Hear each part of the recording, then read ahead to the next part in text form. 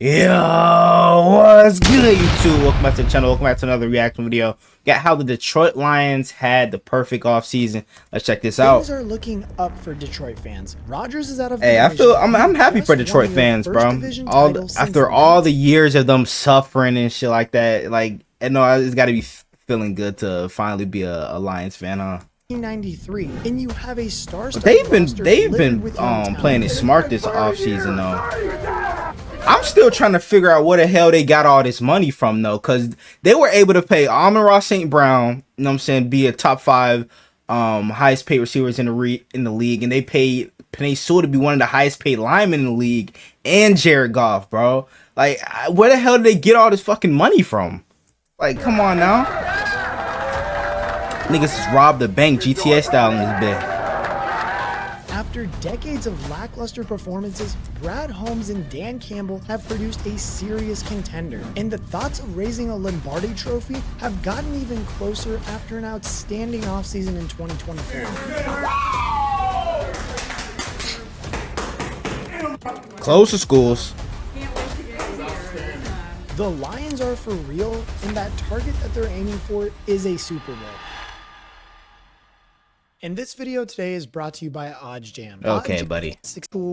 Even bet on offers to murder fit that 5%. Most offseason winners tend to be the teams selecting near the top of the draft. They are the teams with the most room for improvement and the capital available to take significant steps forward. For example, Chicago picking the most exciting quarterback selection we have seen in years to be the face of their franchise, and then pairing him with an elite wide receiver prospect like Rome Odunze are going to be hard to beat. But there is one particular contender in the NFC that has quite literally had a perfect offseason. I don't think they're going to be mentally broken after a tough NFC Championship game last year. I think they understand the authenticity of that locker room. They understand keeping their core guys together. I think this team takes a step forward. I think that they are going to be exactly where they were last year and probably one step beyond. I think they're going to be real deal Super Bowl contenders all year. Now, if we go back to the NFC Championship game, the Detroit Lions appeared to be storming to the Super Bowl as they sat on a 24-7 lead at halftime. I thought it was just going to be a blowout. The San Francisco 49ers were widely considered the favorites heading into that game, but now at halftime, the Lions were convincingly going to win that game. Unfortunately for Detroit, the Purdy-led 49ers proved their excellence by overcoming the joint largest deficit in an NFL Conference Championship game, denying the Lions their first Super Bowl appearance ever. It was a heartbreaking end to the season for Detroit, but one that also should fill fans with incredible optimism. Prior to the 2023 season, the Lions hadn't won a division title since 1993 and hadn't competed in a conference championship game since 1991. Like, to say the least, it was an exceptional year for the franchise, and one that previewed some things that we might be or just should be excited to see in the coming years for this team. And now, with the perfect offseason now under their belt, it's safe to say that the Detroit Lions Super Bowl window is wide open. There are several key figures in the Detroit Lions front office who have helped propel them to prominence in the NFC. General manager Brad Holmes took over the team in 2021, quickly establishing himself as a sharpshooter in the draft. His first class of rookies welcomed stars such as Penei Sewell and Amon-Ra St. Brown, who have both received extensions to secure them as Lions for their foreseeable future. Aiden Hutchinson was the standout pick in 2022 before an epic draft class that featured Jahmyr Gibbs, Sam Laporta, Brian Branch, and Jack Campbell that all arrived in 2023. Like, those players have already proved to the team that they are quite literally some of the staples on that offensive and defensive units. And not only that, but some of these guys are even some of the best players in the NFL at their positions, or at least in the top 10 or 5. It's because of them that Detroit has been able to improve from a 3-13 record in 2021 to a 12-5 record in an NFC Championship appearance in 2023. Big turnaround, bro. The entire league now. You got defensive pass. Defense was not good enough, so they upped their ante with Terry Arnold in the draft. Added some pieces there. Traded for Carlton Davis. DJ Reader is one of the sneakiest signings. Oh, I forgot they signed DJ Reader too. So there's really no hole right now. They've paid Jared Goff. They paid everybody else.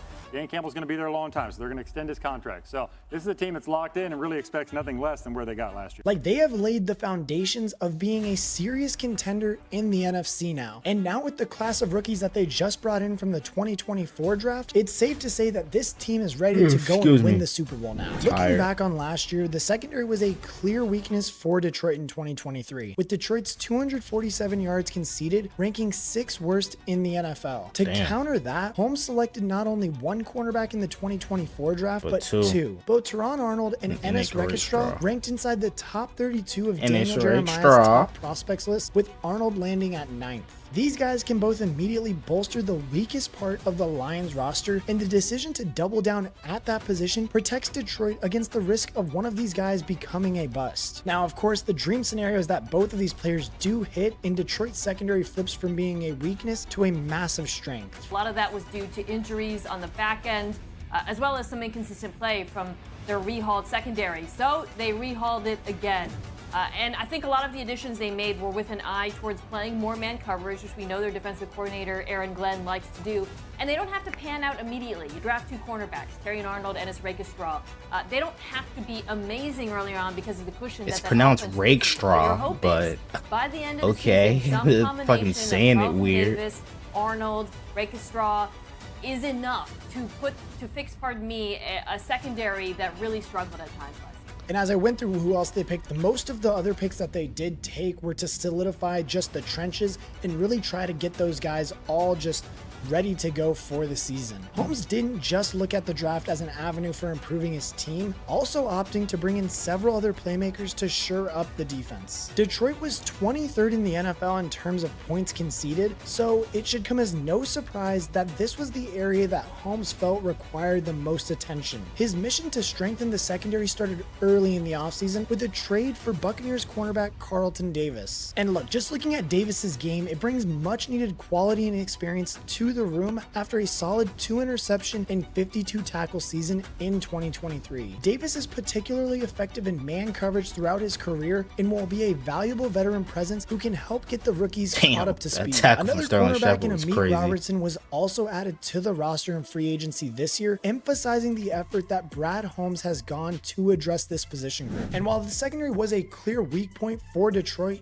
it wasn't the only area that Holmes focused on. Detroit's 41 sacks placed them in the bottom third of the league, which combined with their dismal secondary was not going to be good enough to get them to that elusive Super Bowl ring. To tackle that particular area of need, Holmes signed Marcus Davenport to a 1-year deal. And look, was he solid for the Vikings last year? He was formerly selected as a first rounder for them, but Davenport has not really lived up to the billing of a first round pick. But it's safe to say that he can add value to that defensive line across from Aiden Hutchinson. Davenport is familiar with Dan Campbell and defensive coordinator Aaron Glenn, who both were in New Orleans while Davenport was there, suggesting that they saw enough to believe that he could be a useful part of this defense. It's really tough for Davenport though, because he's just always been injured, and in 2023 he didn't do anything but pick up 2 sacks in those games that he did play. So I mean, a 1-year contract on an NFC contender could be that's what injuries can do to some players, for him to re-find his best form and secure a bigger bag moving forward. Elsewhere on the defensive line, more quality was added in the form of DJ Reader, the dominant run-stuffing defensive tackle from Cincinnati. Like, we all know how hard-nosed the Lions are and just a tough team who are looking to dominate in the trenches, and Reader is the perfect fit for that identity. Detroit last year gave up just 3.8 yards per carry in 2023, and the addition of Reader will ensure that they can continue to restrict opposing offenses on the ground. Reader had an 82.2 grade from PFF last year, suggesting that there is plenty still left in his tank for the 29-year-old. Overall though, they really just have bolstered this defense that was already pretty good, but now they're trying to really just make it an elite defense. And yes, of course, between the offensive unit and the defensive unit, we can easily say that the defensive unit was the part that needed more work, but after the additions of just rookies and veterans that they've added to their roster now, it's going to help them in that Super Bowl push this season. And look, like, the NFC North is absolutely stacked at quarterback talent this year, especially with all the rookies they have in that division that are just going to they could all possibly be a problem for years to come, including Jordan Love, who is just a freak of nature, who we're going to be doing a video on him pretty soon. And that kid is just a freak of nature. But again, this defense, now that it's been bolstered, should be able to contain some of those quarterbacks that are in the division now. But the only reason that they were really allowed to achieve this perfect offseason on the defensive side of the ball was because the offensive unit was just already so excellent. Operating behind a truly elite offensive line, Jared Goff has combined with a very exciting talent in Detroit to make it one of the most exciting offenses to watch week in and week out in the NFL. Like hell, looking back just a couple years ago, who would have thought that this is where we would be just a few years after he was discarded by the Rams? It has been a truly remarkable story for Jared Goff and just one of the most surprising. Happy to finally see him succeed, though. The NFL has ever seen. Like, just the ups and downs of his career have included him taking the Rams to the Super Bowl, only to then be traded out as a part in the Matthew Stafford trade that also included 2 first-round picks and a second-rounder. Like, he was essentially a throwaway bonus in the trade for Detroit, but now 3 years later, he has led the team to an NFC Championship game and earned himself a 4-year, $212 million contract. The assumption was that Goff would just be a bridge quarterback for Detroit, but now he finds himself as the face of the franchise on a Super Bowl ready roster, and the fans clearly adore this guy. Other players that also got locked up this offseason were Penei Sewell and Amon-Ra St. Brown, who both arrived in the 2021 draft class and received mega contracts that secure their services through at least 2027. And in handing these contracts out, they've locked up some of the most key players that they needed on this offensive side of the ball. Sewell is one of the best offensive linemen in the league, and St. Brown is one of the best wide receivers, fresh off of a 1,515-yard season and 10 touchdowns alongside that. 2 players who also really helped tip this team over the edge were running back Jahmyr Gibbs and tight end Sam Laporta, who were both selected in the 2023 NFL draft. Like, as crazy as this sounds, Gibbs just fell 32 yards short of beating Bijan Robinson to the most rushing yards by a rookie in 2023. But his 5.2 yards per carry and 10 rushing touchdowns were much better than Bijan's 4.6 and 4 rushing touchdowns. Gibbs did benefit from being on the much better offense, but he was electrifying with the ball in his hands and did such a great job of converting just on the opportunities that he was allowed to have. Many people were shocked when they did take him initially in the draft, but he is the perfect. I ain't gonna lie, I was too, but you know, I'm an Alabama fan, so I already knew how good and how elite Jahmyr Gibbs was, and that was a perfect pick for them, bro. To Gibbs's Lightning. That pick paid off. Laporta was a revelation at the tight end position. Again, after they traded TJ Hawkinson, not many people knew what they were gonna do, but this kid registered 889 yards and led all tight ends with 10 touchdowns. Shit, he might crack over 1,000 yards this year if he can continue to do what he did last year. He became a reliable target for Goff and projects to be one of the NFL's best tight ends over the next decade at least. An offense led by him and Amon-Ra St. Brown in the receiving game and Jahmyr Gibbs out of the backfield is an absolute nightmare for defensive coordinators, and one of the reasons that the Lions have blasted open their Super Bowl window. And I think one of the most significant things to come out of the offseason, and honestly probably the biggest thing for this Lions team, was the fact that they were able to retain Ben Johnson as their offensive coordinator. Johnson's offensive game plans have garnered him a lot of attention over recent years,